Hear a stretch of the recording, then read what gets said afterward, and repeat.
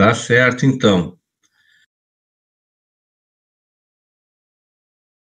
Então, quero dar boa noite, não é, a todos e a todas que participam, então, deste projeto, né, que ele é organizado pelos professores e professoras integrantes da linha 3 do Programa de Pós-Graduação em Educação da Faculdade de Educação da Universidade Federal de Pelotas, né? Então, portanto, participam como docentes, né, coordenadores deste projeto, o professor Álvaro Hipólito, a professora Mara Osório, a professora Maria Cecília Leite, a professora Maria de Fátima Cóssio, a professora Maria Manuela Garcia, o professor Mauro Delpino e a professora Valdelaine Mendes, não é? Os objetivos deste nosso projeto é justamente oportunizar, né, a estudantes de graduação e pós-graduação da UFPEL e também a professores da educação básica do município de Pelotas o estudo, a discussão e a reflexão sobre temas de análise das pesquisas das pós-graduandas e dos pós-graduandos da linha 3 do PPGE, né, que trabalha com a temática de currículo, profissionalização e trabalho docente. E também é um momento de oportunizar aos nossos mestrandos, mestrandas, doutorandas e doutorandos, né, um espaço de diálogo sobre as pesquisas em andamento. Então, é uma satisfação muito grande tê-los e tê-las aqui conosco, e hoje, então, nós contamos com a apresentação e discussão de duas teses que estão sendo produzidas no nosso programa de pós-graduação. Uma da Ana Cláudia Venturim da Costa e a outra da Lia Cristiane Lima Hawass, né? Eu quero, então, fazer uma pequena apresentação das duas doutorandas que vão apresentar hoje. Em seguida, cada uma terá em torno de 20 minutos para apresentar a sua temática, a sua abordagem teórico-metodológica, né? E depois nós passaremos à discussão. Então, a Ana Cláudia, ela é doutoranda aqui junto conosco, ela é mestre em administração pela Faculdade de Estudos Administrativos de Minas Gerais, a FEAD, é especialista em contabilidade tributária pela Faculdade de Rolim de Moura, graduada em Ciências Contábeis pela Universidade Federal de Rondônia e professora efetiva no curso de Administração da Universidade Federal de Rondônia, não é? O orientador da Ana Cláudia é o professor Álvaro Hipólito. A Lia, ela é doutoranda aqui junto conosco, ela tem mestrado em educação, feito aqui também na UFPEL, no PPGE, ela é especialista em gestão pública, formada também em administração pela Universidade Federal de Pelotas, e a sua tese está sendo orientada por mim, aqui junto conosco. Então, com isso, feitas as devidas apresentações, na hora que vocês forem, né, falar, se quiserem complementar a apresentação breve que eu fiz aqui, vocês fiquem à vontade, né? Vamos começar, então, pela Ana. Pode ser, Lia? Vamos na programação, a Ana em primeiro lugar, então vamos ter isso como critério, tá certo? Então, Ana, quando tiver faltando 15 minutos, tá, eu vou entrar só para dizer 15 minutos, tá? Só ouvir a minha voz, aí tu vai ter mais um tempo para expor com tranquilidade. Não vamos ser rigorosos, né, nesse tempo, o importante é que vocês tenham essa possibilidade aqui de apresentar, de discutir com esse coletivo grande aqui que estão participando do nosso projeto, né, as questões pertinentes à investigação de vocês. Tá certo? Tá certo. Então, agora eu vou, então, tirar a minha câmera para aliviar a sobrecarga, peço que a Lia faça o mesmo, certo? Vou ficar aqui no mudo, tá. E vamos, então, passar a apresentação da Ana Cláudia, tá? Seja bem-vinda e boa apresentação. E se quiser se complementar, não é, alguma coisa em relação ao que eu falei, né, fica à vontade. Tá bem, muito obrigada. Como a gente havia falado no início, eu vou manter a câmera, mas se estiver cortando a voz, né, aí vocês me avisem que eu tiro a câmera para ver se melhora, tá bom? Como o professor já deu uma breve apresentação, né, eu entrei, né, no doutorado aí em 2018, com o professor Álvaro e a orientação da professora Simone. Venho de outra área, né, como o professor Mauro já apresentou aí, né, mas como eu estou, querendo ou não, né, na educação, porque eu trabalho na Universidade Federal de Rondônia, me chama a atenção, né, achei interessante, né, tive a oportunidade de entrar nesse doutorado de educação, e não vi nenhum problema nisso, apesar de ter sido um desafio, né, porque é tudo bem diferente do que a gente já vem estudando, né, por ter vindo de outra área. Mas estamos aqui, né. Então, o título da minha pesquisa é As repercussões da performatividade no trabalho decorrentes em escolas públicas municipais de Vilhena, Rondônia.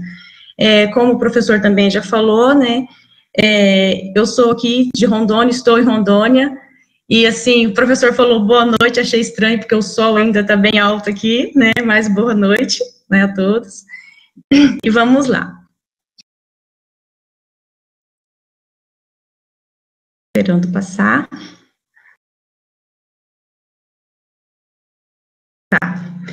Então, assim, a minha pesquisa, o estudo central dela, assim, né, se remete ao trabalho docente, né, de como tem sido esse trabalho docente nos últimos tempos, quais são as modificações, né, que tem tido o trabalho docente, com os novos sentidos que vem tendo a educação, né, a partir de todas as reformas que tem tido nas últimas décadas, né, quais são esses novos sentidos que tem tido a educação, em especial a educação pública, né, com toda essa lógica de mercado, essa lógica de empresa, né, embutida dentro, né, embutida nessas escolas, né. Então, assim, quais as consequências disso para a educação, né? De que forma isso tem atingido o professor, né? E, enfim, como que o professor fica frente a todas essas transformações? Porque, assim, é muita transformação no trabalho do docente, e como que ele fica frente a isso, né? E aqui eu vou falar um pouco assim, na verdade é o meu assunto central, né, sobre a performatividade, de acordo com os estudos de Ball, né, de Stephen Ball. O que vem a ser essa performatividade? Então, quer dizer, de uma forma mais simplista falando, né, assim, conforme Ball, não são normas externas, né, ou seja, são normas que vêm de fora, né, mas que são internalizadas por esses docentes, e que isso venha modificar, né, tanto o modo de ser, como o modo de agir, enfim, né, o ser e o agir desses professores. Então, assim, me motiva essa pesquisa, ou seja, uma motivação que eu tenho em relação, assim, à saúde, né, não é, assim, o emocional, né, o desgaste desses professores. Então, a gente sabe, tem várias pesquisas, né, que mostram como que tem sido prejudicada a saúde do docente nos últimos tempos, né? Então, até coloco aí algumas referências, quando ficou meio pequeno, parece, né, a letra no slide, mas acho que dá para ler. Então, assim, tem várias pesquisas que falam do quão prejudicial tem sido a saúde dos docentes diante de tantas transformações, né?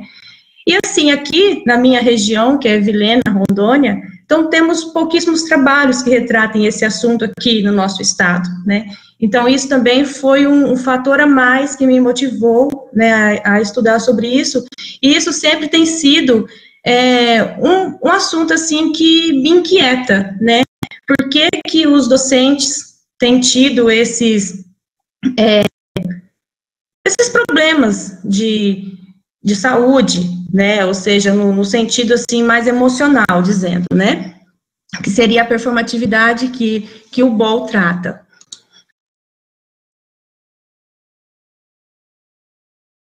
Estou demorando bastante para passar. Tá, e aí, eu tenho algumas questões que me norteiam nessa pesquisa, né, para chegar a uma problematização maior. Então, seria assim, algumas perguntas que me fazem instigar o assunto, né? De que forma essa cultura da performatividade pode produzir subjetividade nesses professores, né?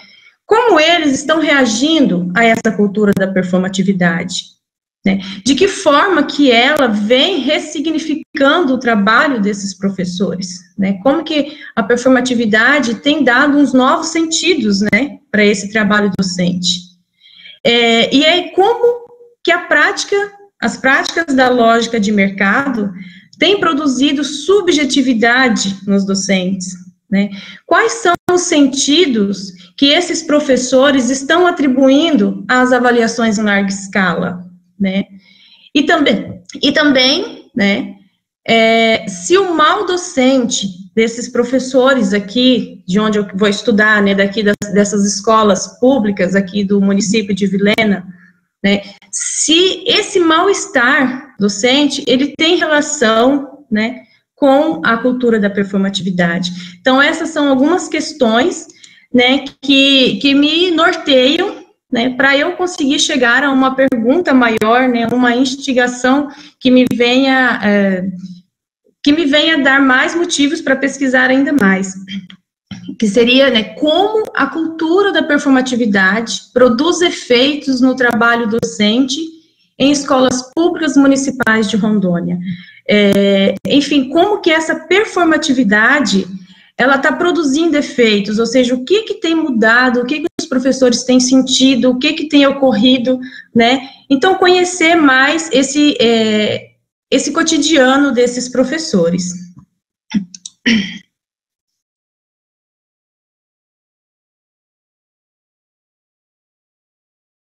Então, eu tenho aqui também, né, eu trago para vocês o objetivo geral, né, dessa pesquisa, que seria mesmo investigar qual que é o impacto, né, que a performatividade tem trazido para o trabalho docente, né, como que essa performatividade tem impactado, né, o trabalho docente dessas escolas municipais, né, porque eu pretendo estudar, no caso, os professores de ensino fundamental, anos iniciais. Mais para frente, na metodologia, eu vou explicar um pouco melhor sobre isso.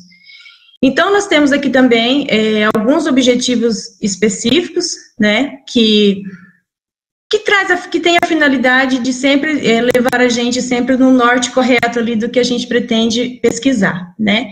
Então, seria o quê?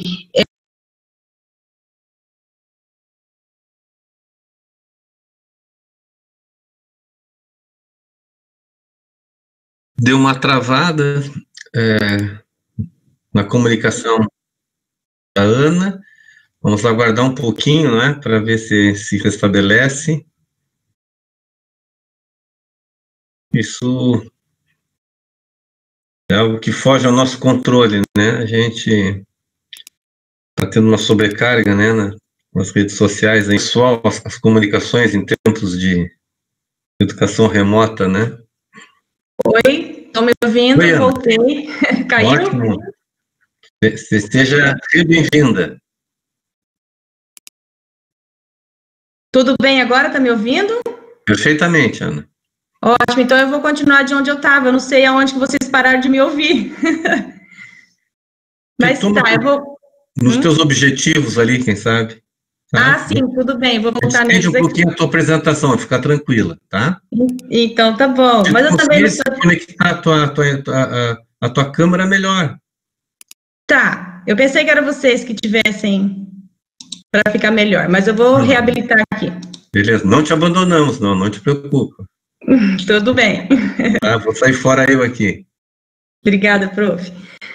Tá, desculpa, gente, são alguns imprevistos, né? Então, eu tenho aqui nos objetivos específicos, né, que seriam investigar os efeitos que estão relacionados à performatividade, né, que essas políticas educacionais, elas provocam no trabalho docente das escolas que eu venho a estudar aqui, né. Analisar essa relação entre a cultura da performatividade e o modo de ser docente, se esse modo de ser docente tem se modificado e se isso tem alguma relação com essa cultura da performatividade, né? Problematizar as possíveis relações entre cultura da performatividade e o mal-estar docente dessas escolas. Pretendo, assim, saber, será que esse mal-estar docente, que a gente sabe que existe, né, porque, assim, a gente sempre ouve relatos de professores que estão com algum tipo de problema de saúde, algum desgaste emocional, ou alguma coisa que os incomodam, né? Então, será que isso está relacionado com a performatividade, né? Então, seria uma problematização nesse sentido, né? Se esses professores, essas dificuldades emocionais, ou dentre outras, que eles estão tendo, tem alguma relação com a performatividade, com essa cultura da performatividade, né? E também saber, né, como identificar, conhecer, né, como que a cultura da performatividade, ela produz ressignificações no trabalho docente.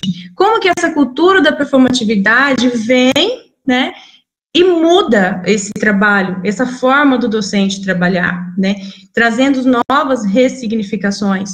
Então, como identificar como que essa cultura faz, né, produz essas novas ressignificações.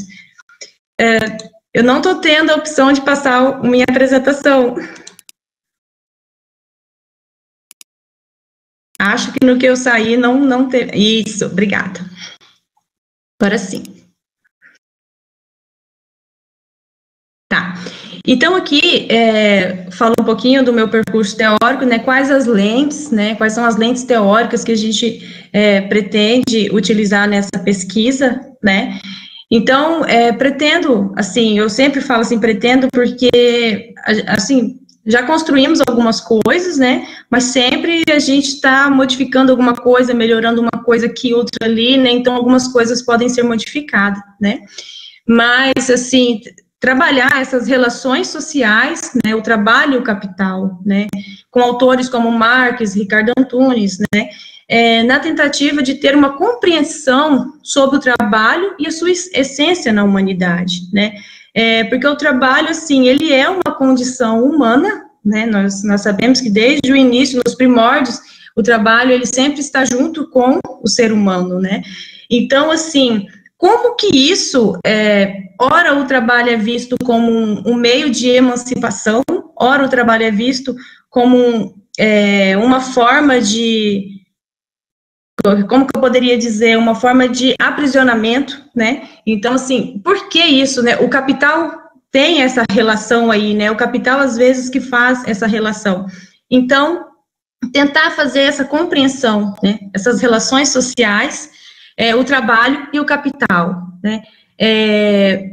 Essas relações do trabalho com o capitalismo, né? Que nós sabemos que, na verdade, é o capitalismo que faz esse trabalho ser um aprisionamento em muitos casos, né? E não uma forma somente de emancipação, como talvez por algumas lentes se consegue ver. Então, tentar trabalhar um pouquinho nesse sentido de entender, aí compreender, né, tentar compreender com esses autores essa forma, né, dessa relação social, trabalho e capital, que está sempre nada mais justo do que a gente tentar entender um pouquinho do trabalho para a gente chegar no trabalho docente, e depois a gente tentar ver o quanto isso está atingindo esses docentes, né.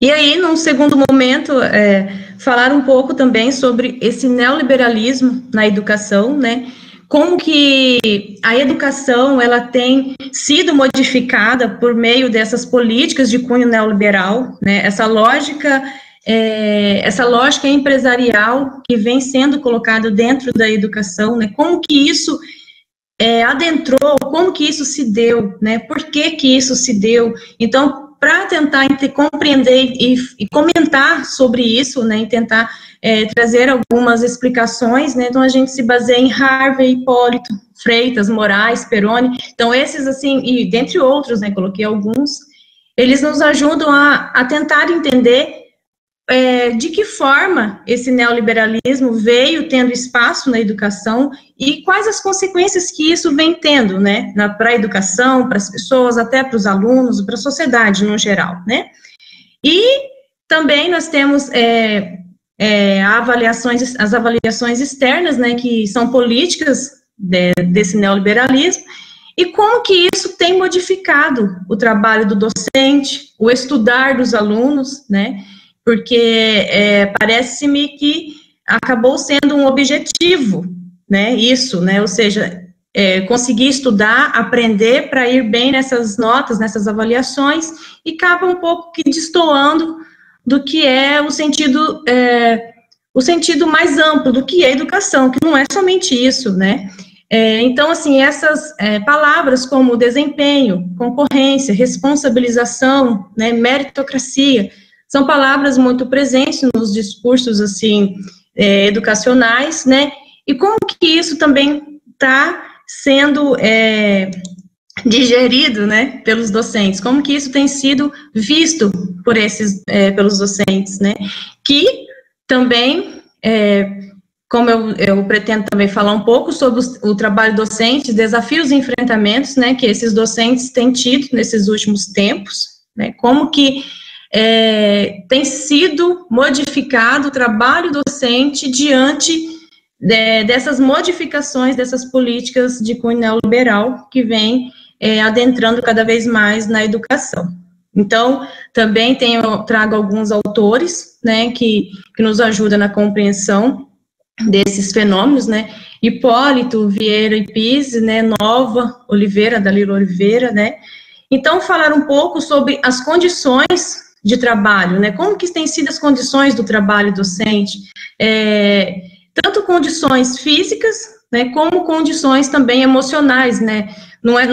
Quando fala de condição de trabalho docente, nós não estamos falando somente da parte física, que já é um grande problema, né. Em muitas escolas, a gente sabe que faltam os materiais mais básicos, né.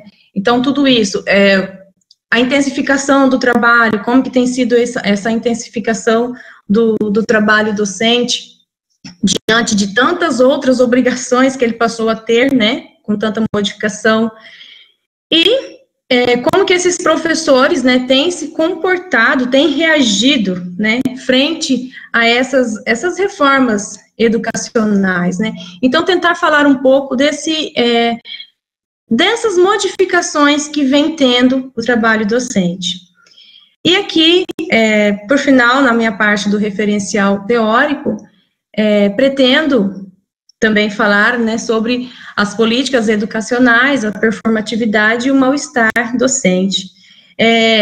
Dessas políticas educacionais, tentar entender, né, que em Boll, né, com base nos estudos de Boll, que ele traz que, assim, as políticas, elas são permeadas de relações de poder, né? Então, no momento em que elas são escritas, que elas são pensadas e colocadas no papel, então a gente sabe que tem todo um interesse naquilo ali, né? Mas, contudo, né, nós também temos o que o Boll fala, né, que é a recontextualização, né?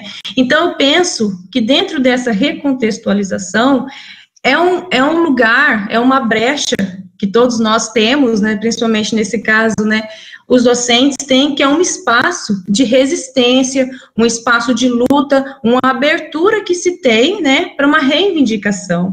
Porque o que seria essa recontextualização?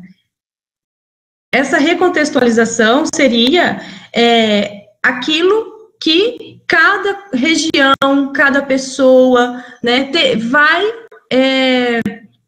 fazer daquela política, né, ou seja, vem uma política, mas cada um vai ter uma forma de interpretar, né, uma forma de colocar em prática, de acordo com as suas vivências, de acordo com as suas experiências, né, então, ela não é colocada em prática da mesma forma que foi pensada na hora da escrita, né, isso que o Boll traz para a gente. Então, isso penso que seja um espaço de resistência. Em relação à performatividade, eu já até falei lá no início um pouco, né, que de acordo com os estudos de Stephen Boll, né, que pretendo falar sobre a performatividade, que ela vem, aquilo que vem de fora, que modifica, que é internalizado por esses docentes, né, ou seja, aquilo que as políticas trazem, né, que os docentes, no caso que eu pretendo estudar, né, que esses docentes internalizam e torna aquilo uma aceitação, né, independente do que vem, acaba que aceita aquilo como sendo uma verdade, como sendo aquilo que realmente tem que ser, não, é assim mesmo, não, as avaliações, elas realmente precisam ter coisas desse tipo, né, realmente nós temos que procurar sempre um aperfeiçoamento para melhorar a nossa produtividade. São esses tipos de pensamentos, né, que traz essas políticas, que é a performatividade, né, que é aquilo que você internaliza e aquilo muda o seu modo de ser e seu modo de agir, né. E trazendo também, em muitos casos, né, que essa performatividade, sim, em alguns casos e muitos, pode ser que esteja trazendo esse mal-estar docente, que é uma das investigações que eu quero fazer, né? Será que essa performatividade que está causando esse mal-estar docente? Então, é nesse sentido que eu quero falar desse mal-estar docente. O que seria? Descontentamento, aquela não vontade do trabalho, aquela perca de alegria no trabalho, né? Ou seja, um sentimento de vazio em relação àquilo que está se fazendo, né? Então, será que essa performatividade... Oi? 15 minutos passou, Ana, para falar. Sim, tudo bem, estou acabando, está na última já. Então, e também a sobrecarga emocional, né? Então, é uma sobrecarga emocional que esses professores têm tido em relação a tantas modificações nos últimos tempos.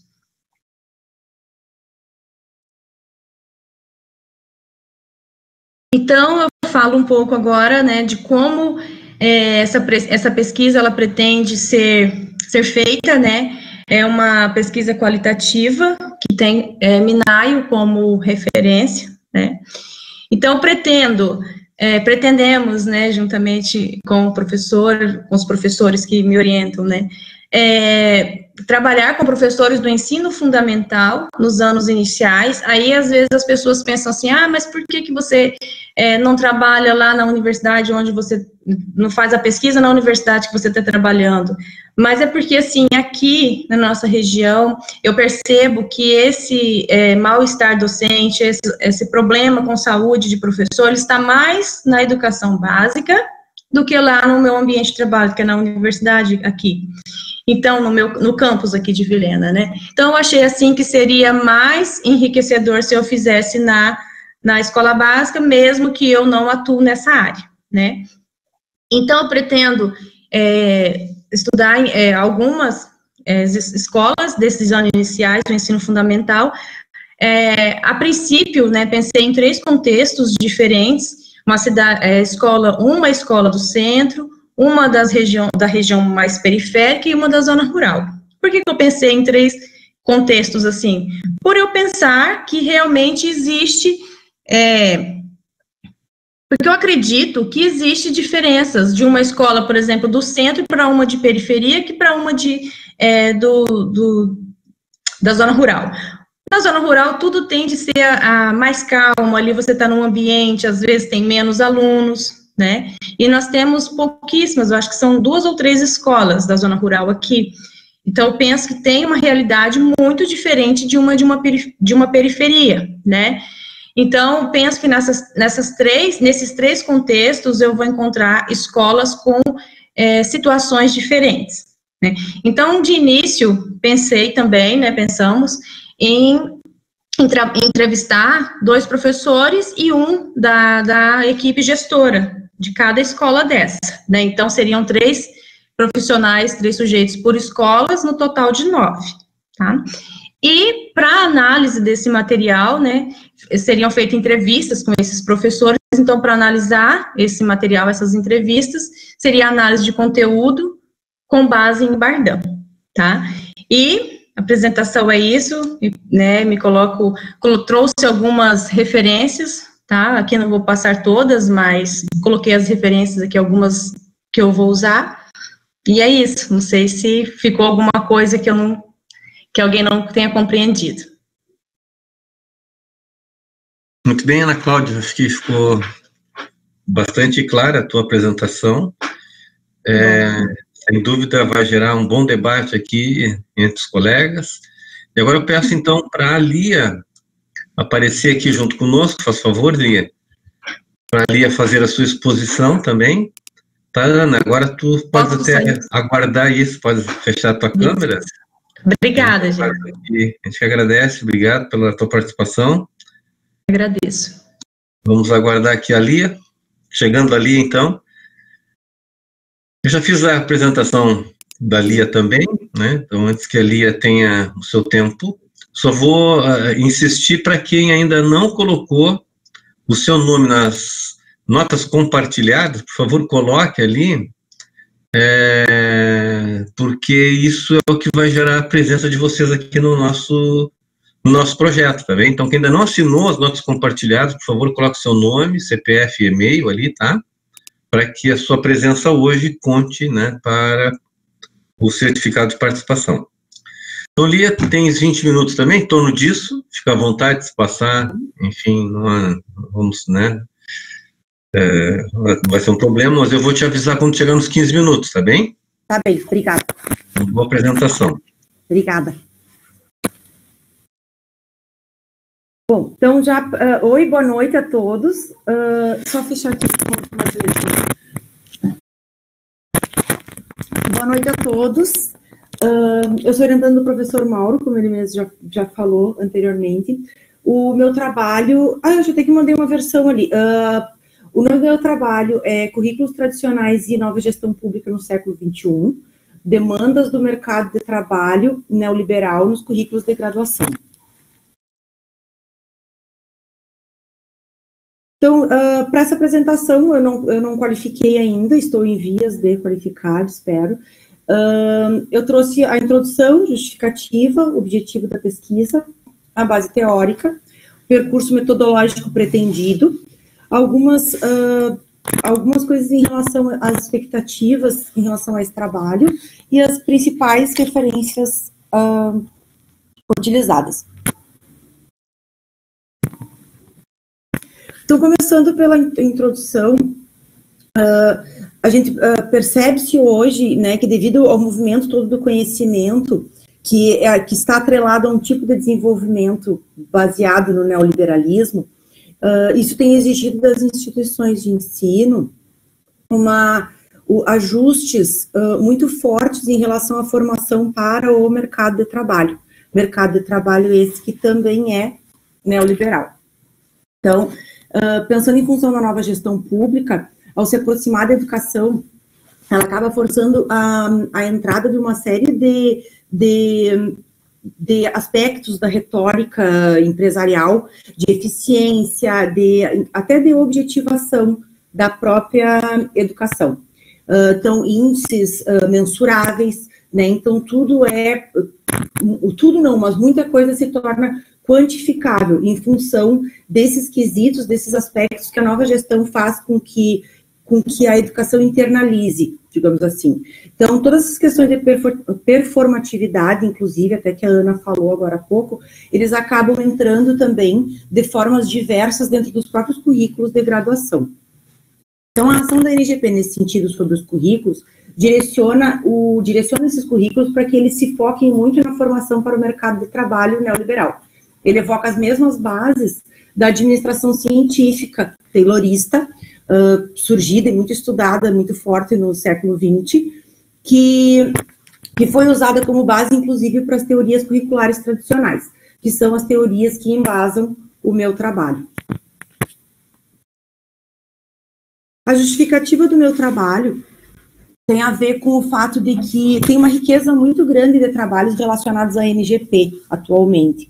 A neoliberalismo, a gerencialismo, NGP e outros sinônimos. Então, tem uma riqueza muito grande de trabalhos nessa área, no Brasil, falando a nível Brasil, que abordam a educação, contudo, eles não têm o currículo em si como objeto específica de análise. Então, a NGP, ela se foca muito hoje na gestão, em aspectos de gestão, em aspectos específicos do trabalho docente e performatividade dos recursos, em geral, de uso dos recursos.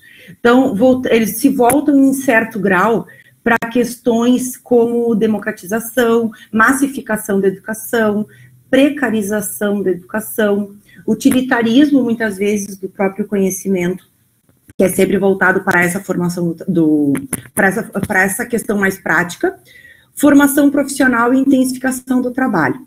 Então, o que eu noto? Isso daqui já tem um pouco a ver com o meu estado da arte.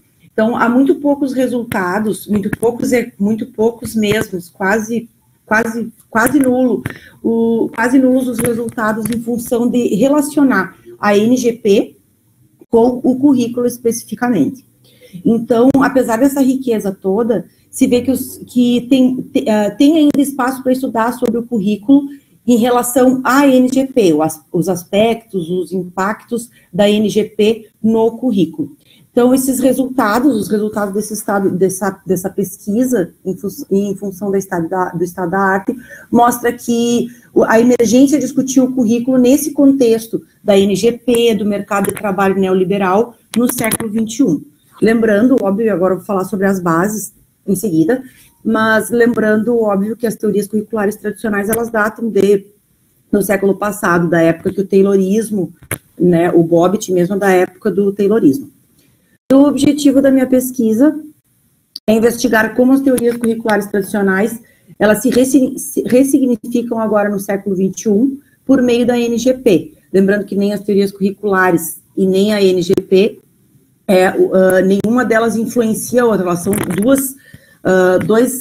duas teorias diferentes, e no meu trabalho a ideia é investigar como as teorias curriculares tradicionais se ressignificam no século XXI por meio da NGP, desvelando os interesses nos currículos dos cursos de graduação de administração para o mercado de trabalho neoliberal.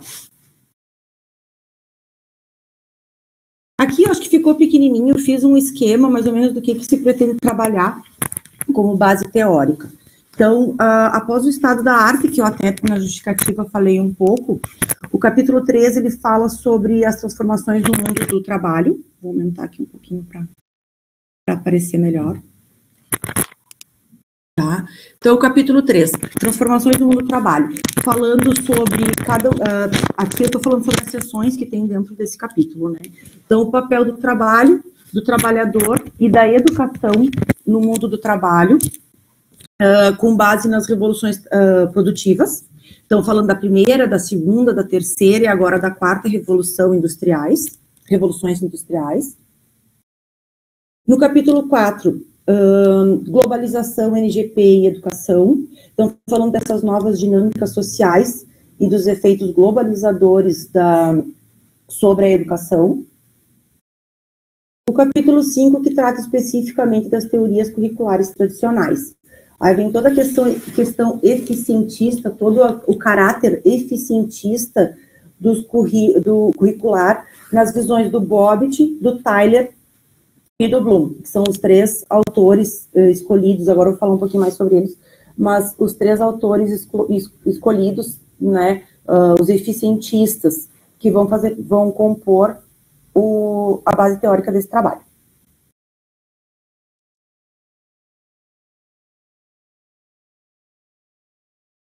Então, apresentando a base teórica do trabalho. O Taylorismo contextualiza o locus em que as demandas do mercado neoliberal se integraram à sociedade. Então, como tudo mudou durante e após o Taylorismo, pensando em como essas demandas de trabalho começaram a compor grande parte do que se esperava, a questão da função social do trabalhador, do trabalho e depois da educação, não por meio dele, mas dos estudiosos da área. O Bobbitt, que ele enaltece a eficiência social da educação. Então, para o Bobbitt, a educação ela tem importância enquanto algo que gere uma eficiência social, pensando no currículo como uma forma de atender às emergências sociais, que na verdade são do mercado de trabalho. Então, como formar pessoas para o mercado de trabalho, que eram na época emergentes, na época que ele criou a teoria dele. e ele via o indivíduo como um produto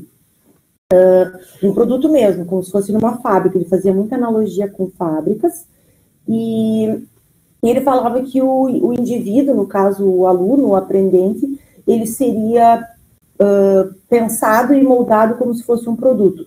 E a utilidade social desse indivíduo se daria no potencial produtivo dele. Então, enquanto ele, como trabalhador, consegue produzir. O que a gente sabe que é uma versão muito dura, né? A teoria do Bobbitt é muito dura nesse sentido. O Tyler, após Bobbitt, ele parametrizava, ele trabalhava com a racionalidade curricular, então ele parametrizava a eficiência do ensino pela racionalidade dos objetivos, né? Então, de pensar em objetivos, criar experiências que formassem um indivíduo para o mercado de trabalho também, um indivíduo com utilidade social. Então, ele na verdade, ele consolida o pensamento de Bobbitt de uma outra forma, pensando em objetivos, mas ele aprofunda o mesmo pensamento de eficiência na educação. O Bloom, que já é um pouco mais novo, da década de 50, que ele fala sobre a construção de competências cognitivas para o mercado de trabalho. Aí o Bloom é muito interessante nesse contexto, porque o Bloom, a princípio, não parece ser uma teoria eficientista. E por trabalhar com cursos da área de administração, é interessante falar sobre o Bloom, porque ele é um eficientista também, só que diferente dos dois primeiros autores, o Bobbitt e o Tyler, ele tem todo um viés psicológico que não, a priori, não demonstra ser um eficientista, mas ele também, quando ele fala da construção de competências, ele trabalha com objetivos de aprendizagem que também visam a criar habilidades para o mercado de trabalho, unicamente para isso. Então, são 3 autores que falam de diferentes formas sobre como formar um indivíduo para o mercado, para o trabalho.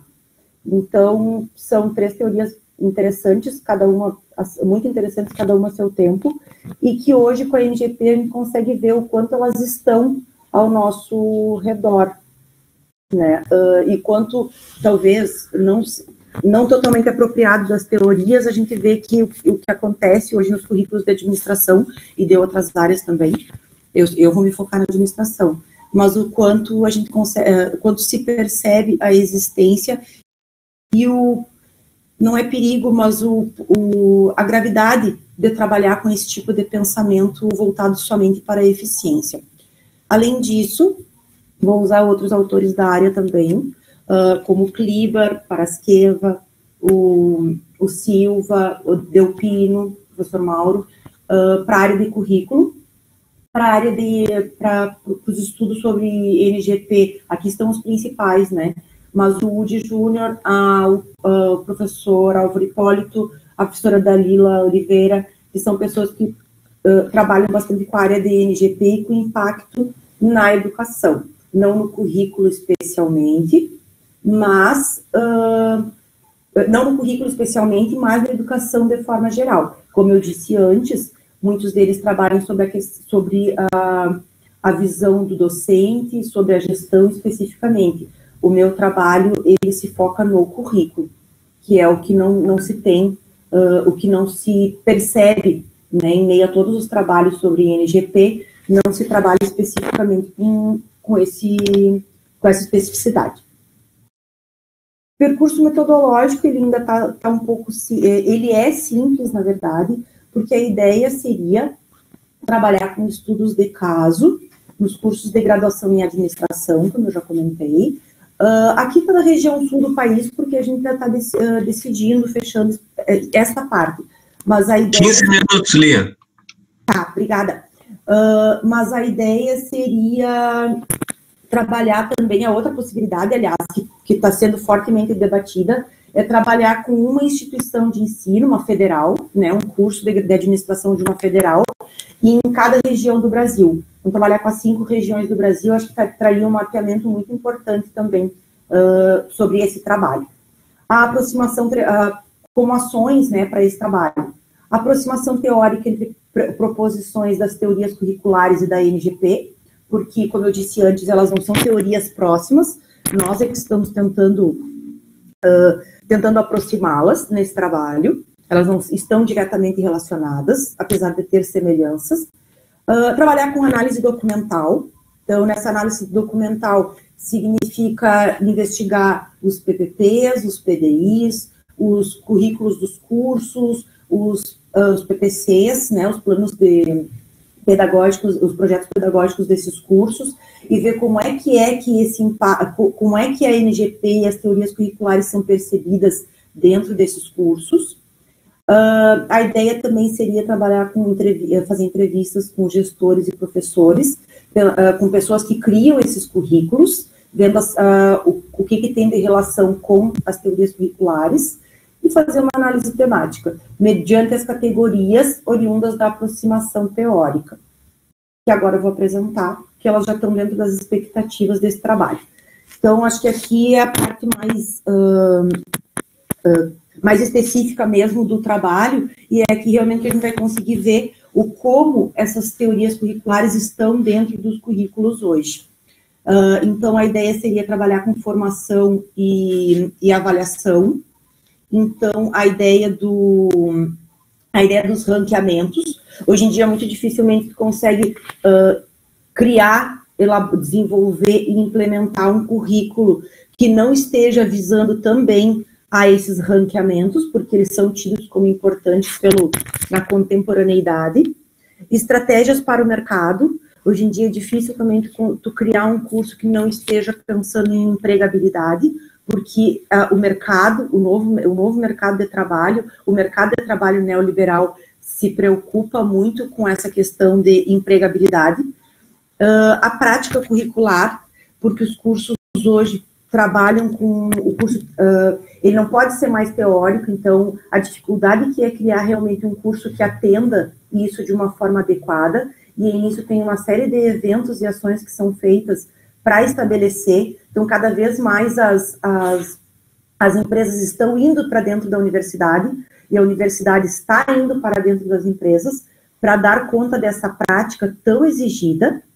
A multi, a inter e a transdisciplinaridade, que são palavras muito em voga atualmente, porque se imagina que toda educação tem que ser transdisciplinar, essa ideia toda tem que ser passada para o currículo e para os alunos.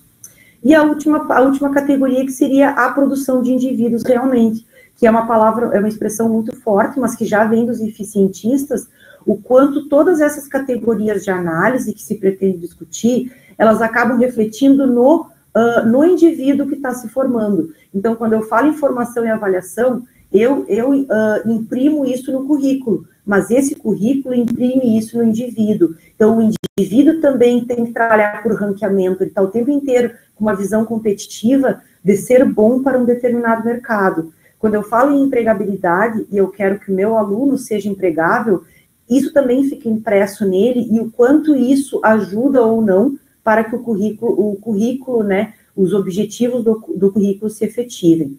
A prática curricular, a mesma coisa. Hoje em dia se fala muito sobre os alunos terem a teoria, mas também terem a prática, do profissional ser completo e atender a uma série de habilidades e competências que o mercado exige, né? Então, toda essa produção de indivíduos, ela é impressa pela forma como o currículo é pensado, executado, implementado e avaliado. Então, seria mais ou menos essa sequência que vai se trabalhar.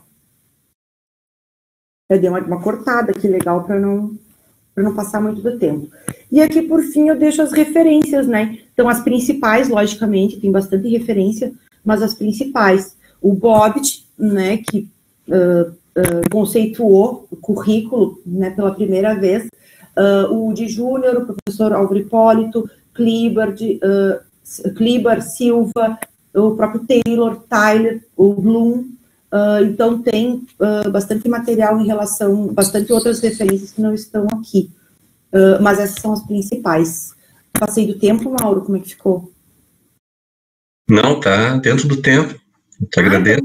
Eu dei uma apressada aqui. Obrigada, então. Eu acho que eu vou ficar por aqui, acho que depois vai ter perguntas. Isso, pode ficar por aí já. Agradeço. Vou pedir para a Ana também retornar, Ana, por favor.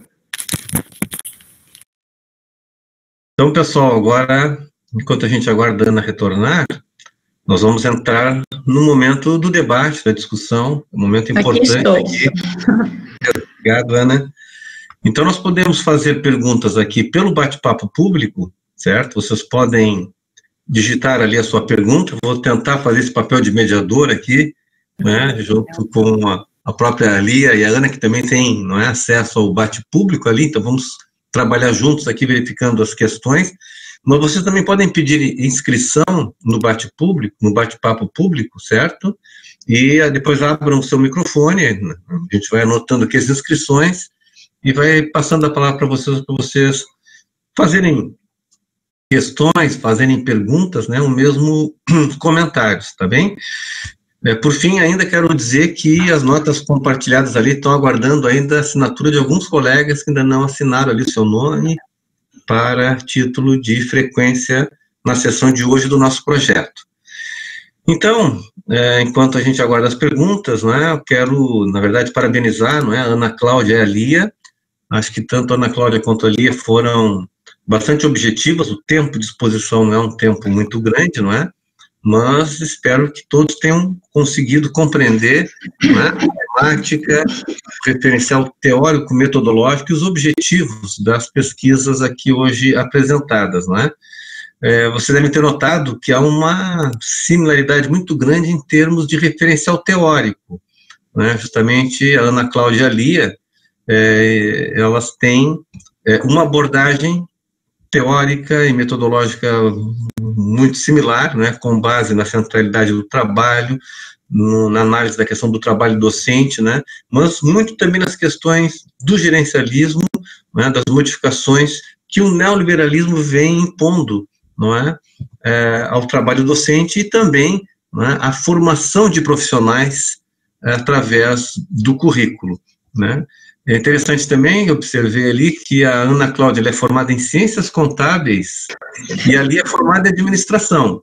E a Ana Cláudia também é professora do curso de Administração, né? Então, a Lia mesmo, ela quer investigar, né, os cursos de Administração, pretendendo analisar, né, essa relação entre o currículo tradicional, lá do início do século XX, no momento de expansão do liberalismo, com o currículo que se compõe no século XXI com base na nova gestão pública e quer investigar um curso de administração, então quem sabe, não é, a Ana Cláudia já não faz esse meio de campo para ali aí também. Legal. E vejam que quer dizer, o referencial teórico disponibilizado pela nossa linha, não é, ele abarca não apenas profissionais, digamos, que atuam na educação básica, né, mas também profissionais que atuam em outras áreas, né, como a própria Ana Cláudia, professora universitária, a Lia também é professora universitária, né, e atuam justamente com esse enfoque também, de alguma forma, na área da administração. Então, parabenizar as duas, eu vou ficar por aqui para priorizar aqui as questões que começam a surgir, né? Então, temos aqui elogios para a Ana, elogios também para a Lia, ó. A Kátia Berni diz o seguinte: parabéns, Lia, pela apresentação, e o que se vê é realmente uma forte tendência de uma educação mercadológica que nos assusta enquanto educadores. E a Viviane Brecht diz o seguinte, ó, a minha pergunta é como vocês encaram esse modelo neoliberal da educação enquanto docentes? Porque vemos uma competição de o melhor colégio apresentando vários quesitos em material metodológico a mostrar para que aquele aluno seja o melhor, né? Me parece que o que a Viviane está colocando aqui, que realmente, quer dizer, hoje cada vez mais temos aí um mercado editorial no campo da educação, né? E que também, de certa forma, não sei se é isso que ela chama de material metodológico, acaba implicando também importantes consequências para o currículo, né? E eu gostaria, então, que vocês iniciassem rapidamente respondendo essa pergunta, enquanto a gente aguarda outras questões, né? Olha, a Jônia também está trazendo mais uma, vamos já ler aqui a da Jônia. A Jônia é uma colega, também faz doutorado conosco, lá do Ceará. Lia, o formato dos currículos atuais, aqui me reporta o ensino superior, pode impactar na formação profissional, afeta na autonomia docente, discente? Professor, como é que funciona? A gente pode ir lendo ali e conversando? Eu tô fazendo a leitura, certo? Para que vocês, as duas agora, respondam essas questões que eu acabei de fazer a leitura, tá bem? A gente dá um tempinho para cada uma aí de 3 minutos. Ah, tá. Vamos engrenar com o Wagner, mais uma pergunta aqui, ó. Wagner diz o seguinte, ó, parabéns pelos trabalhos. Lia, fiquei pensando se o Conselho Regional da Administração tem muita influência na constituição dos currículos universitários. Sabe-se que os conselhos tendem a regularizar a profissão, mas não raras vezes também pressionam as instituições de ensino. Não sei se ajudei ou compliquei, contudo, a intenção foi boa do Wagner, tá? E acho que a Ana pode responder isso aí também, Ana, que também atua no curso de administração da sua universidade lá. Então, vamos passar a primeira palavra para a Lia, começar agora pela segunda, depois para a Cláudia, tá bem? Lia. Eu falo? Eu? Tá. Agradeço, adorei as perguntas. Acho que a Ana vai concordar comigo, a gente que trabalha na área de administração, a gente vê que o nosso terreno é um pouco diferente do que a gente vê na área de educação, né? Então, a gente vê com outros olhos. Eu adorei que a Kátia falou ali, né, que é uma forte tendência de educação mercadológica. Com certeza assusta, né, o que a gente vê. O que a Viviane perguntou aqui, o melhor colégio. Viviane, eu acho que se a gente for analisar enquanto contexto geral, um certo nível de competitividade saudável pode fazer com que tu olhe para fora. Eu acho que se a gente não pensar em nenhum tipo de competitividade, a gente acaba ao longo dos anos fazendo muita coisa exatamente igual. Então, eu acho que um pouquinho de competitividade é legal, porque te faz olhar o que está acontecendo lá fora. Mas como a gente está falando de educação, eu acho que é muito difícil a gente entrar num contexto onde a educação não seja o principal e a competição seja, né? O que tu fala ali do melhor colégio tem a ver com o quase mercado, né? Acho que serve mais para nível básico, mas a gente vê que o ranqueamento é uma coisa muito forte e tem instituições que estão deixando de ensinar somente para preparar para o ENAD, somente para preparar para uma determinada avaliação. Isso é muito negativo e os próprios alunos saem doutrinados a só responder aquele tipo de questão, entende? Então, outras coisas morrem. E para uma formação como a administração, o próprio mercado nos diz que a gente tem que ter uma série de habilidades. Então, a gente não é formado para uma prova, a gente é formado para entender. E na nossa área, a Ana é contadora, né? Mas eu que sou da administração, a gente é formado para analisar o mercado o tempo inteiro, tudo no mercado. Então, quando eu me foco só no ranqueamento, eu mesmo estou fazendo algo contra o que eu ensino. Então, a gente fica o tempo inteiro num dilema negativo, né? Porque a gente ensina uma coisa, mas está fazendo outra. E educação é educação, né? A gente jamais pode deixar que a gestão prevaleça sobre isso. Eu vou deixar a Ana falar, eu acho que eu vi que tem outras perguntas ali. Eu adorei a pergunta do Wagner, mas acho que a gente, só para não ficar só eu falando, o que pode ser, professor? Eu falo, né? Eu me conheço. Vamos deixar um pouquinho, depois dessas questões a gente vai complementando. A gente tem tempo, né? Até às 19 e pouco para conversar. Então, tá. Então, em relação ao que acho que a Viviane perguntou, né? Como que a gente encara essas competição dentro dessas escolas de o melhor. Eu vejo isso como algo muito preocupante, mas que infelizmente eu vejo que isso está crescendo, né? E tem crescido.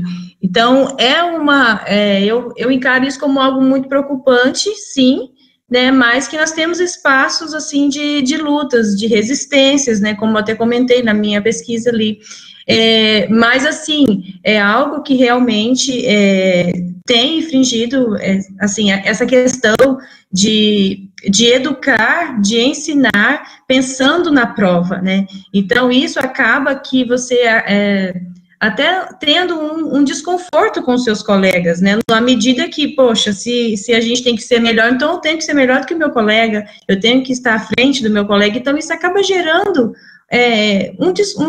algo assim que destoa até do convívio ali, né, de uma boa interação entre amigos, entre colegas de trabalho. E eu estava pensando assim também, não só na educação básica, porque é o meu foco de estudo, mas eu pensei nisso lá na nossa prática da universidade, né? Então, é algo assim, até triste de se falar, né? Mas o que acontece é quando vai chegando a época do ENAD, que no caso do ensino superior, né, o ENAD, é uma questão, assim, que tem algumas disciplinas que os professores, assim, acabam até tendo reforços de questões do ENAD passada, no sentido de que realmente treinando, a palavra, eu digo até essa mesmo, treinando, né, os alunos a responderem essas perguntas. Mas por quê? Aí, assim, não que... É uma coisa, quando eu digo preocupante, porque isso não é culpa do coordenador, não é culpa dos professores, no sentido que ele está fazendo isso. Por quê? Ele tem que atingir uma nota, né? Realmente, se ele não atinge aquela nota, o curso ele é fechado, ele é banido. Então, assim, é uma situação realmente preocupante, né? Porque impõe isso aos professores, eles acabam tendo que fazer isso, né? Mas por ter uma política que o obriga a fazer isso, né, nesse sentido. É realmente bem preocupante. Muito bem, vamos para outra rodada de... Eu acho que dá para responder ali para o Wagner, né? Sim, fica à vontade. O Wagner falou ali do CRA, né? Wagner, eu acho bem legal a tua pergunta, porque infelizmente o CRA, eu vou falar só pelo meu conselho, tá? O da Ana, eu não conheço. Aqui no Sul, pelo menos, ele é bem atuante, o Conselho de Contabilidade. O Conselho de Administração, infelizmente, ele tem pouca força. Ele acaba trabalhando muito mais em função de regularizar realmente a profissão, de tu ter um administrador e ele ter que ser conveniado, não é conveniado, ele ter que ter o registro. Mas, em relação aos currículos, eles são muito mais preocupados se os professores têm o CRA, estão lecionando com CRA, do que realmente em relação aos currículos. A administração, ela tem a mesma DCN há muitos anos já, e é uma DCN bastante genérica, porque o curso de administração é um curso com 4 anos e que ele tem uma média de 42 disciplinas.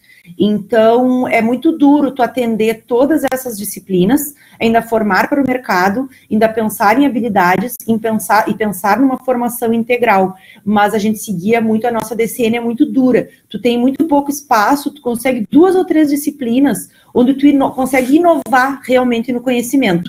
No mais, tu consegue mais do mesmo dentro do que a DCN te manda. É muito rígida, assim como em outros cursos, tá? Mas como a tua pergunta era sobre o da administração, a nossa DCN, nossas diretrizes curriculares nacionais são bem duras conosco. Então, a gente faz o melhor possível, né? A Jônia Tírcia falou do formato, pode impactar na formação, com certeza, né? Eu acho que a Ana estava falando sobre isso agora, acho que eu falei um pouco também. Quando a gente se foca só numa coisa, né? Como agora está muito forte essa questão da empregabilidade e do ranqueamento, se tu te focar só nesses 2 quesitos, tu já acaba não dando vazão a uma formação integral, né? Porque tu vai te focar no ranqueamento, que são provas e avaliações, e empregabilidade, tu vai te focar em fazer parcerias com empresas. Tu não vai te focar na formação de verdade.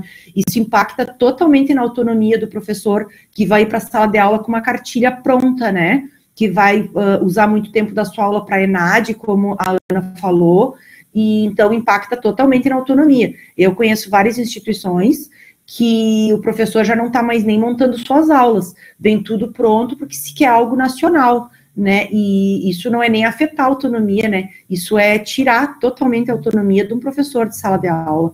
Então, a gente sofre muito com isso também, apesar de saber muito na educação, a área de administração que ensina a fazer isso também sofre com isso. Eu acho que é interessante a gente discutir uma área que a gente acha que não é afetada e se afeta diretamente também.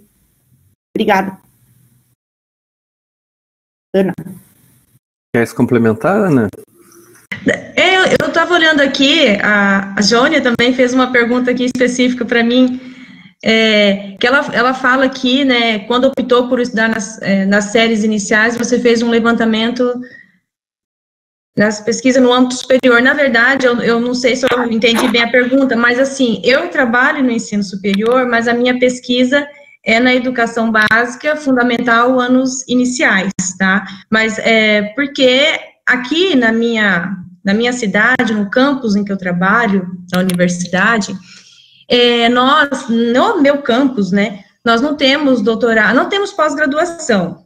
Então, assim, não tem tanto essa questão do adoecimento, do mal-estar docente dentro da universidade, não tem tanto, porque eu penso, não sei, posso estar errada, né, mas eu penso que esse mal-estar docente na universidade acaba sendo mais em relação ao produtivismo de todas aquelas questões que tem que publicar, revistas, né, então, como no meu campus nós não temos pós-graduação, não é tão recorrente o mal-estar aqui, apesar que tem, né, mas não é tanto, então eu vejo que é mais no ensino básico, né, então por isso, assim, que eu optei por fazer lá, não sei se eu entendi bem a sua pergunta, mas é porque eu não fiz no âmbito superior, tá, foi no básico.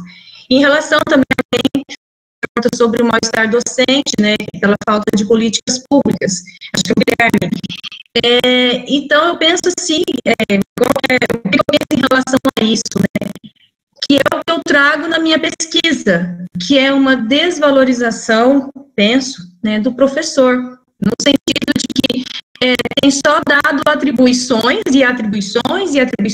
né, aumentos, e nós sabemos que os salários não são bons, né, não temos salários, em alguns estados até tem salários um pouco menores, né, mas, então, assim, são vários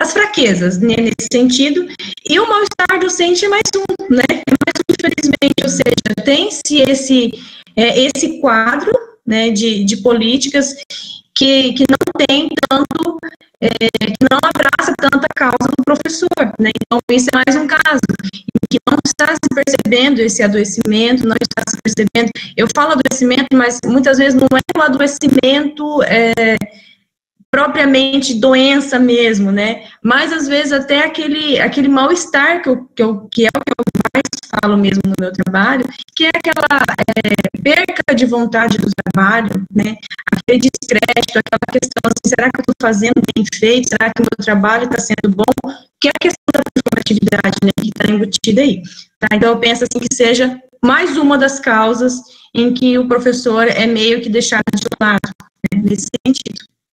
Não consegui ver mais aqui, gente, não sei se tem.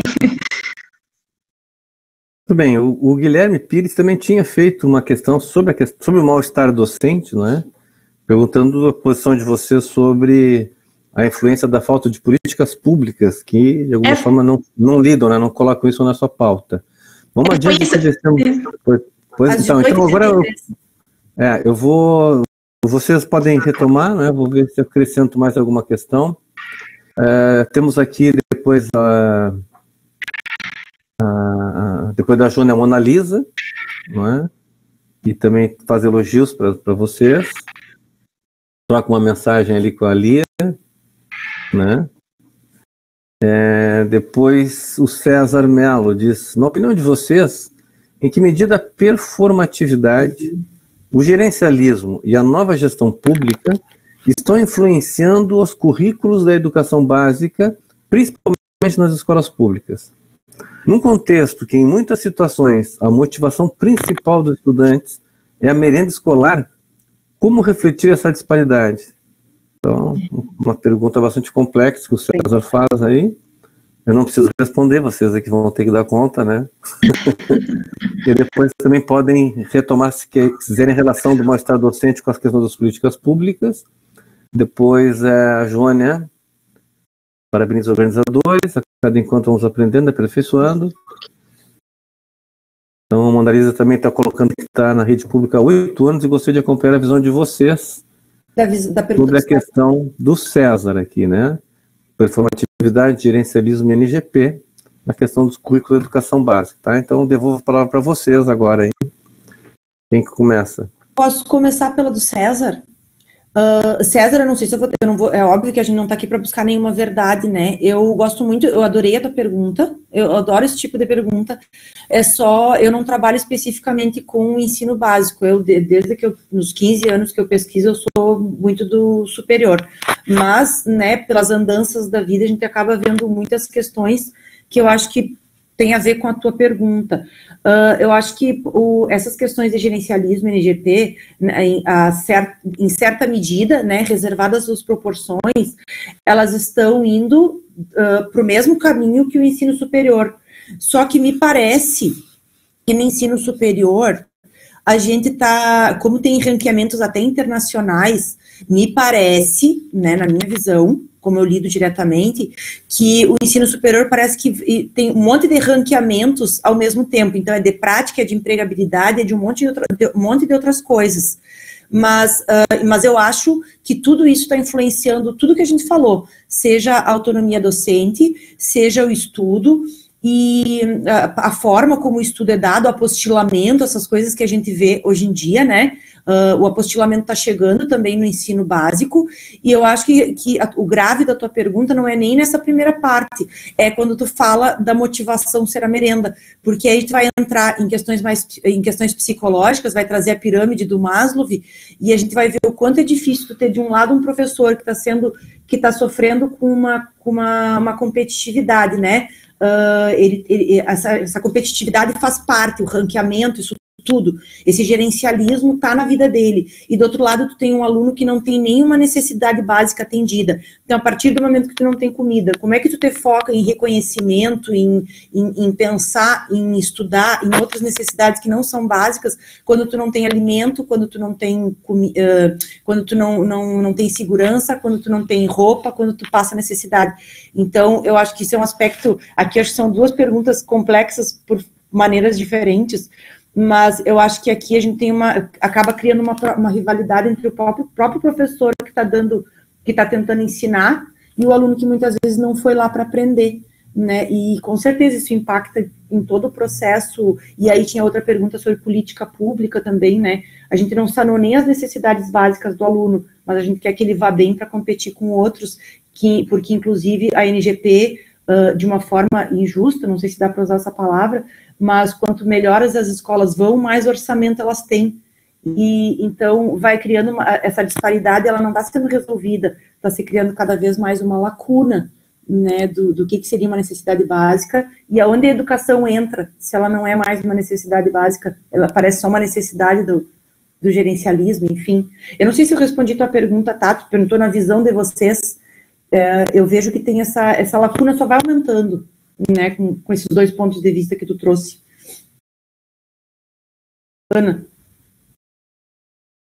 Não, eu até trago um pedacinho aqui, né, da minha pesquisa, eu até escrevo isso no meu capítulo sobre trabalho docente, em relação a essa segunda parte da pergunta do César, né, sobre as dificuldades do professor, né, de todos os empecilhos que ele tem no seu dia a dia.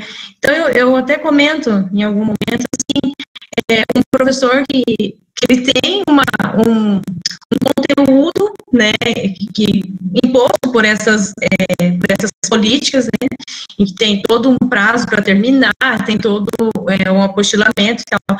E aí eu penso assim, como que ele dá conta, né, de cumprir tudo isso quando ele depara com esse aluno, né, que não está... O interesse dele, primeiro, não é o de aprender naquele momento, é o de uma necessidade muito mais básica do que isso, né, seria da merenda. E a gente sabe também que isso não é uma coisa... como é que eu posso dizer assim, isolada, né, não é uma coisa isolada, a gente sabe que isso está muito recorrente, né, muitas pessoas, muitas crianças vão para a escola pensando que é a única alimentação que ele tem no dia, né, então qual o interesse que ele tem em aprender naquele momento, né, se toda a sua necessidade está voltada para uma outra, toda a sua energia, o seu interesse está voltado para uma outra necessidade, né, e essas políticas realmente elas têm influenciado muito nesses currículos, né, como ele diz ali, à medida em que orienta o currículo para seguir, né, ter essa finalidade, né, dos testes lá no final, né, ou seja, como que esses alunos, eles vão se sair no teste, porque a educação é medida por isso, infelizmente, né, então essas políticas, elas têm influenciado esse currículo na medida que orienta né, esses professores, essas escolas, esses alunos, né, a ter esses bons resultados lá nos testes, né. E a gente sabe que a educação, né, não é somente em números que é medido, né. Então, se a gente pegar alguns estados, algumas escolas, a gente vai ver que os números estão até perto da tal da média, né. Mas vai lá na escola e vê, né, vamos ver o que realmente está precisando aqui, a gente sabe que é uma outra realidade bem diferente. Então, a educação, ela não pode ser medida por esses números, né, e essas políticas realmente têm influenciado o currículo nesse sentido, de orientar, né, para essa finalidade. Cadê o chapéu, filho? Acho que acendeu um microfone aí. Mas era isso, gente. Eu não sei se tem mais pergunta aqui. Alguém quer falar mais alguma coisa? Vamos dar sequência aqui, Ana, nas demais questões. Tem bastante questões aqui, tá legal. Acho que o Guilherme aqui colocou uma coisa importante, ó, a Ana. Eu acredito que o mal-estar é grande mesmo na universidade. Eu acredito que acaba sendo um ciclo ainda sem fim, pelo menos por enquanto, que vai do docente passando para o discente e vice-versa. Sendo que um discente, né, na licenciatura, por exemplo, mal formado, pode acarretar em um docente que sofre mal-estar pelo fato de ter essas cobranças, né? Falta de estrutura, isso mais que tu falaste, né? Então esse tema é algo que eu quero estudar bastante, ele se coloca aqui na questão do mestrado, né? E aí o Wagner dá uma sugestão de leitura para a Ana também, no doutorado da Unicinos, ele leu um livro de um filósofo italiano, Nuccio Ordini, um livro chamado A Utilidade do Inútil, um manifesto. Então nesse livro tem um capítulo específico sobre as várias tarefas atribuídas aos docentes, principalmente com o preenchimento de formulário, que é toda uma burocracia, né, que hoje faz parte da vida docente, né, e, de certa forma, vai havendo um afastamento da própria atividade vital, que é a docência, né, atividade fim mesmo. Então, vale a leitura, e aí, só que o Wagner não é o Wagner, é a Aline Medeiros, né, está usando o computador do seu marido, tá? Então, vamos passar a Aline, né. Aí a Mona Lisa coloca a questão da falta de políticas públicas durante a pandemia, né? Dialoga um pouquinho nessa direção, e é fato, né? Quer dizer, a própria saúde mental dos professores hoje está em xeque, né? Pelas imposições, por todas essas dificuldades, né, que as famílias estão atravessando, de substituir em casa o papel do professor, né? Então isso é muito importante realmente. Então, de novo, esse tema do mal-estar docente, né, e hoje o agravamento do trabalho docente em função da pandemia, esse conjunto de atividades remotas que as mantenedoras, as secretarias de educação, né, tanto as secretarias municipais quanto estaduais, estão sobrecarregando as famílias, né, e excluindo, de fato, uma grande gama de estudantes que não têm acesso à tecnologia e nem as condições em casa de dar conta do volume enorme de tarefas que chegam para as crianças, né. Interessante tu falar no teu estado, Ana, como é que isso está acontecendo na tua cidade lá, né? Retomar um pouquinho isso por conta do debate que está acontecendo aqui no nosso bate-papo público, né? E até porque Pelotas, que até pouquinho tempo atrás, né, ela estava fora, né, dessa política de passar atividades remotas, agora assumiu isso de uma radicalidade tremenda, né? Inclusive a Secretaria Municipal de Educação de Pelotas vai cobrar as atividades que as professoras passaram nos meses anteriores para os seus alunos. Eles terão um prazo para dar conta disso e terão que estar devolvendo 3, 4 atividades por semana para o professor. Quer dizer, é uma doideira muito grande que a gente está começando a viver em Pelotas, né? Quer dizer, uma falta de sensibilidade absoluta, né? E uma falta de entendimento do sentido que tem a educação pública. Então, vocês também poderiam estar comentando um pouquinho sobre isso. Devolvo a palavra para vocês. Tá. Então, aqui, eu vou falar um pouquinho sobre como que está aqui nas escolas do meu estado, né? Logo de início, aqueles primeiros 15 dias, o governo fez aqueles 15 dias do recesso. Então, ele adiantou, né, na esperança de que as coisas iam melhorar. Quando voltou, né, e voltou essas aulas remotas. Então, desde o início, tirando o período ali do recesso, estão tendo essas aulas remotas com uma plataforma, né, eu esqueci o nome ali do Classroom, né, então, está tendo essas aulas, e assim, tem sido feito para essas pessoas que têm acesso à internet, e quem não tem está indo lá buscar, enfim, né? Mas, assim, o meu ver sobre isso, né? É que eu vejo que muitas famílias não têm estrutura para isso. E quando eu digo estrutura, não é somente a internet, né, para ele ter acesso. Porque a gente sabe que o aluno ele precisa de um professor, né? Então, se o professor não está ali naquele momento, então alguém tem que fazer fazer um intermédio ali. E normalmente seriam os pais, né? Mas nós sabemos que muitos pais não têm condição disso, tanto por, às vezes, não saber mesmo, pela humildade, né, de não conhecer o assunto, não conseguir dar conta disso, e também pelo trabalho, porque eles ainda continuam trabalhando, né, então não tem esse tempo disponível em relação a isso, e igual eu mesma tenho 3 filhos, enfim, tem dias aqui que eu fico louca, né, agora, enfim, agora a gente parece que vai ter que se adaptando, né, aquilo que não é adaptável, mais ou menos isso. Mas, assim, não tem sido fácil, né? Então, a gente sabe que... E a minha preocupação ainda em relação a isso é que, no futuro, eu acho que nem futuro, eu acho que já está acontecendo isso. É que essa culpa ainda recai sobre o professor, né?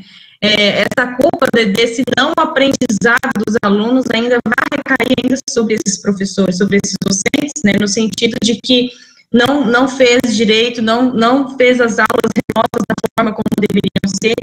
Então, assim, é uma situação, e aqui em Rondônia não tem sido diferente em relação aos outros estados que eu tenho visto, não tem sido.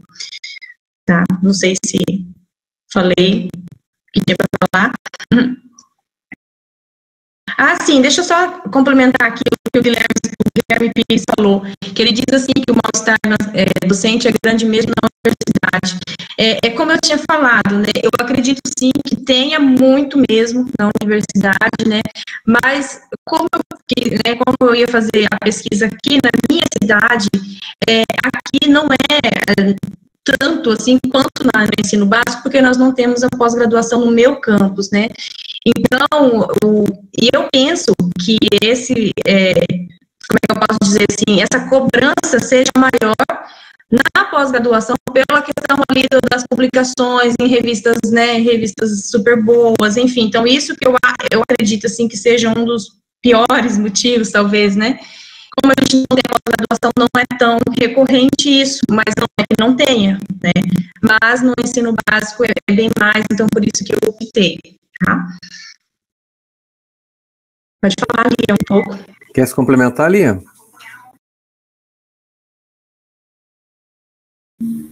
Não, na verdade, acho que só falando sobre essa mudança, né, já que a gente está falando da pandemia, é que eu acho que não sou muito padrão para responder essa pergunta, porque hoje eu coordeno a EAD de uma instituição que é voltada para a EAD. Então, acho que eu acredito que, as mudanças que aconteceram todas de agora, acabaram não impactando tanto. Eu sou de uma instituição bem pequenininha hoje, e no presencial eu tenho 10 professores, né, 8 professores, perdão, que eu coordeno. Então, o que eu fiz com esses professores? Quando a gente viu que a gente ia sair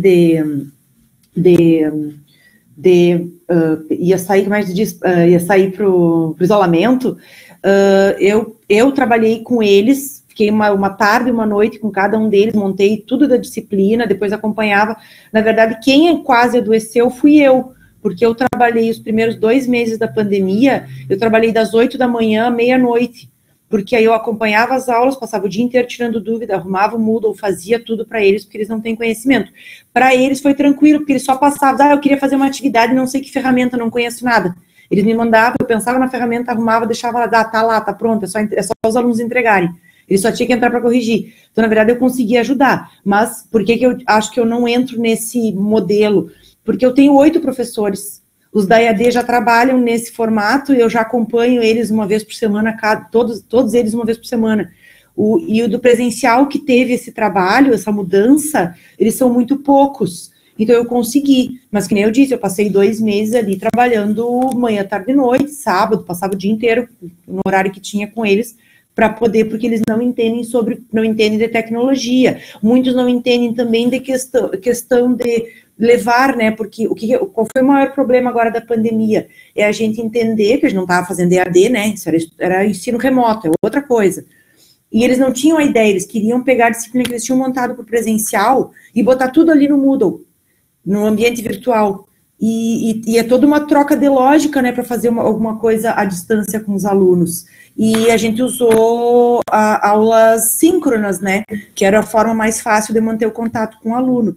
Mesmo assim, a gente teve problemas de alunos de baixa renda, alguns, são poucos alunos também do presencial, que uma até desistiu do curso, porque ela não conseguiu ter internet, e as instituições estão fechadas, né, ela não conseguiu, nem ela, só ela usufruir da instituição para poder manter as aulas. Ela realmente teve que cancelar, infelizmente, a gente tentou levar até onde deu, e, na verdade, esse exemplo mostrou toda uma fragilidade que a gente tinha, né, que a gente não conseguiu ajudar a aluna, mesmo, a gente tentou durante até agora, até maio, e realmente ela não conseguia internet, ela não tinha condições, a gente não podia abrir a faculdade para ela, e não se conseguiu, e eu acho que isso expôs toda uma fragilidade, né, que a pandemia nos colocou numa situação que a gente percebeu coisas que nem percebia, que a gente já sabia que era ruim, mas agora a gente viu que não é ruim, é péssimo, né, a gente não tem internet, a gente não tem condições, a desigualdade é muito grande, tinha professores que também não tinham internet adequada em casa para fazer uma web, a gente usa o Big Blue Button, esse mesmo que a gente está usando aqui, os professores não tinham internet, foi muito triste, assim, a gente teve que se virar assim como deu, mas eu acho que a pandemia em si, ela não trouxe um problema, ela só mostrou a gravidade do problema que a gente já percebia, é isso que eu tiro, assim, desse momento agora, né, tudo já era ruim, a pandemia só, a Mona falou ali, né, jogou na nossa cara, acho que foi mais ou menos isso, né, ela nos deu um tapa, assim, e mostrou que tá tudo muito ruim, mas acho que era isso, obrigada. A Mona que ela se refere à professora Mona Lisa Pereira ali, né? Então, indo um pouquinho mais adiante, não é? A Joane, ela traz essa questão, né, da importância de refletirmos isso, né, que são os efeitos da pandemia na educação, porque a Lia nos traz aqui, e, na verdade, o conjunto de implicações que isso tem para o próprio trabalho docente, né, e, de alguma forma, traz para a ordem do dia uma questão que nós já visualizávamos, não é? Que de alguma forma é a inteligência artificial, não é? Que toma conta hoje da relação entre professores e estudantes mediada pela tecnologia, né? Cada vez mais a tecnologia cria máquinas de ensinar, né? E os professores acabam perdendo a sua autonomia, né? E o currículo acaba sendo uma imposição, né, de grandes empresas através da oferta para as redes, não é, de sistemas educacionais prontos, né, muito para além daquele material didático que nós já pensávamos sobre, né, a implicação que ele tinha no que diz respeito à própria constituição curricular e à própria capacidade de autonomia do docente frente a isso. Quer dizer, isso se agrava enormemente, a gente está vendo como é que os sistemas de ensino, os gestores, né, que têm essa proximidade muito grande com o campo empresarial, né, que hoje domina, portanto, essas empresas que estão se constituindo no campo educacional, que é um dos setores mais lucrativos hoje em todo o mundo, né? Isso traz o tema, inclusive, da própria uberização da docência, né? Porque já existem hoje plataformas onde os docentes se inscrevem e que são chamados esporadicamente para ministrarem algum tipo de aula dentro de ferramentas completamente robotizadas ou controladas, né, através da inteligência artificial. Então, a complexidade desse momento revela esse conjunto de questões que estão sendo já introduzidas em diferentes instituições, né, e que hoje só, né,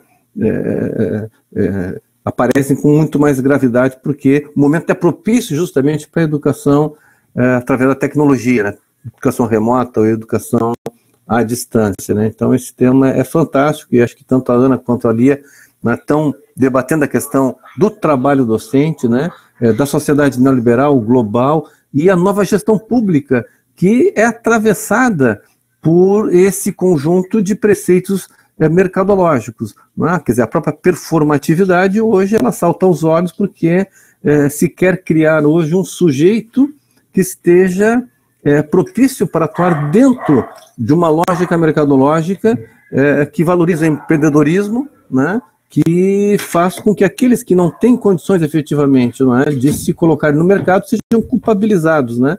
É a culpabilização da vítima, quer dizer, o mercado vai encolhendo, né?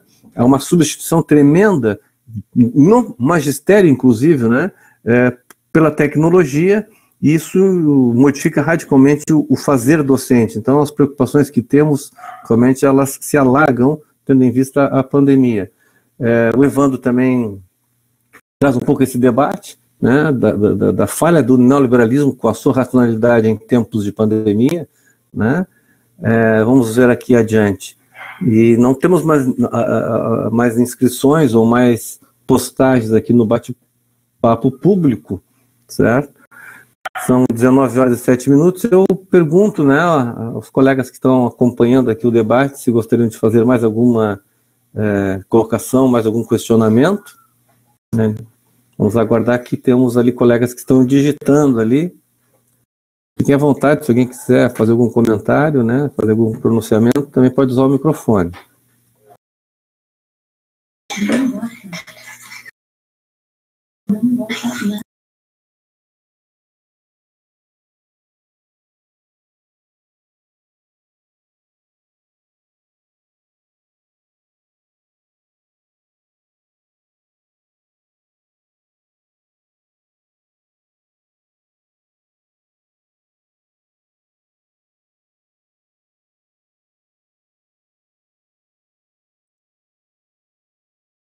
Então, Ana e Lia, eu acho que os colegas estão dando os parabéns para vocês, um abraço também para a Joane, devolvo aqui o meu abraço a ela, né?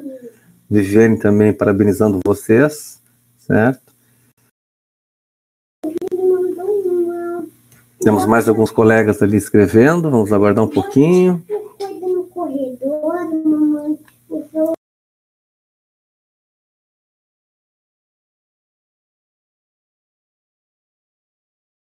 Então, me parece que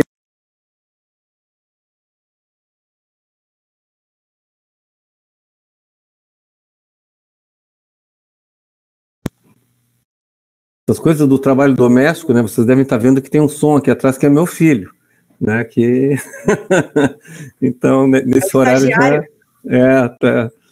já está sabendo tudo sobre globalização e neoliberalismo, né? Tem 5 anos, mas já está atravessando essas questões todas, né? Então, o pessoal aqui está, não é, parabenizando as nossas apresentadoras de hoje, a Ana e a Lia, não é? Me parece que tivemos um debate bastante produtivo hoje. É interessante como há uma afinidade, né, teórica, que não deveria ser diferente por conta de estarem na mesma linha, não é? Em que pese os seus objetos de investigação serem diferenciados, né? A Ana mais voltada para a educação básica, a Lia mais voltada para o currículo do ensino superior, tomando, né, como campo empírico um curso específico de administração, casualmente o curso que a Ana também trabalha lá, né, na sua universidade. Então, antes de nós nos despedirmos, eu passaria a palavra para vocês, primeiro, então, para a Lia, agora invertendo a ordem da apresentação, depois para a Ana, para suas considerações finais aqui, e para a gente poder dar encerramento, então, na nossa sessão de hoje. Então, fica à vontade, Lia. Não, na verdade, eu não tenho considerações finais a fazer. Eu fiquei muito feliz pelas perguntas. Eu acho muito legal quando as pessoas nos fazem perguntas, porque eu acho que o conhecimento se dá dessa forma. Então, às vezes uma pergunta é mais interessante até do que a contribuição em si, que faz a gente pensar. Eu anotei algumas coisas que falaram ali, agradeço muito. Acho que foi agora eu já anotei e já fechei minha coisinha ali, mas foi o Celso que falou sobre o CRA, né? Eu achei bem interessante, não tinha pensado nessa possibilidade, tendo em vista que eles também têm relações com o mercado, né? Mas eu adoro perguntas, embora eu não saiba todas as respostas, eu adoro perguntas. E eu fiquei muito feliz de poder trazer esse trabalho para vocês. Eu fiquei muitos anos pensando sobre esse trabalho e eu tenho muita expectativa em relação a ele. Então, eu agradeço muito pelas contribuições, espero fazer um trabalho bom na minha área, que eu amo administração, mas eu amo educação, e eu acho que as coisas não são inimigas, eu acho que a gente trabalha pela educação em primeiro lugar. Acho que como educadores a gente trabalha pela educação sempre em primeiro lugar. Então, a gente tem que entender as nuances desses mundos que parecem tão diferentes, mas sempre criando pesquisas que abarquem as nossas preocupações com a educação e como melhorar, né? Porque eu acho que o objetivo de toda educação é uma formação mais integral, nem só para o mercado, nem só para a teoria, nem só para a prática, nem só para a competitividade. E eu noto que o caminho que a gente está tomando agora é um caminho onde só um lado está vencendo, e eu acho que é isso que a gente tem que trabalhar para equalizar.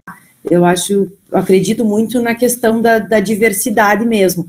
Então, eu acho que tem muita coisa legal ainda para ver, eu acho que está se falando muito em novo normal, eu tenho desgostado muito dessa expressão, porque eu acho que não existe nada de normal no que a gente está vivendo, né? Eu acho que tem outras pessoas discutindo isso também, mas eu acho que tudo que a gente está vivendo vai mudar algumas coisas, algumas perspectivas, né? Achei muito legal ali quando o colega falou do problema o Evandro falou ali, né, dessa questão de colocar em xeque, e eu acho que é exatamente o que a gente vai levar dessa pandemia, porque a gente não vai sair com as respostas do outro lado, mas a gente tem que pensar que tem que utilizar isso que está acontecendo para tentar discutir de uma forma mais profunda e melhorar o que a gente já sabe e saber mais ainda, e buscar mais ainda como melhorar tudo isso. E muito obrigada de novo.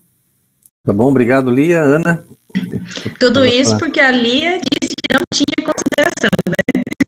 Mas agora eu realmente não tenho também, assim, o que eu tenho é agradecer a todos, né, assim, pelas contribuições, não consegui anotar tudo, mas agora eu vou ver se eu volto aqui e consigo anotar todas, inclusive as sugestões de leitura são muito valiosas, né, pra gente, e como a Lia falou, as perguntas, elas nos fazem pensar no que talvez a gente não estava nem pensando naquilo, né, então, ele faz refletir sobre o assunto, né, então, mais agradecer as contribuições, né, agradecer a todos os professores da equipe do projeto, né, da linha 3, parabenizar por esse projeto muito bacana, muito interessante, né, como forma de apresentar as nossas pesquisas e também como forma de obter novos conhecimentos, né, nesses debates. Então, mais mesmo é agradecer a todos vocês, tá bom? Boa noite. Obrigado, Ana. Então, a gente agradece muito a Ana e a Lia, né, por terem participado da sessão de hoje.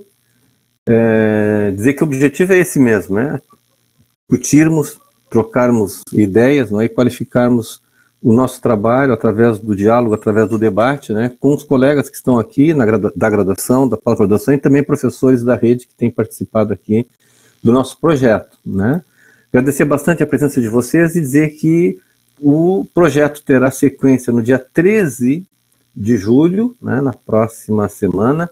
A coordenação estará sob a cargo da professora Maria Cecília Norea Leite, e teremos mais 3 apresentações, né?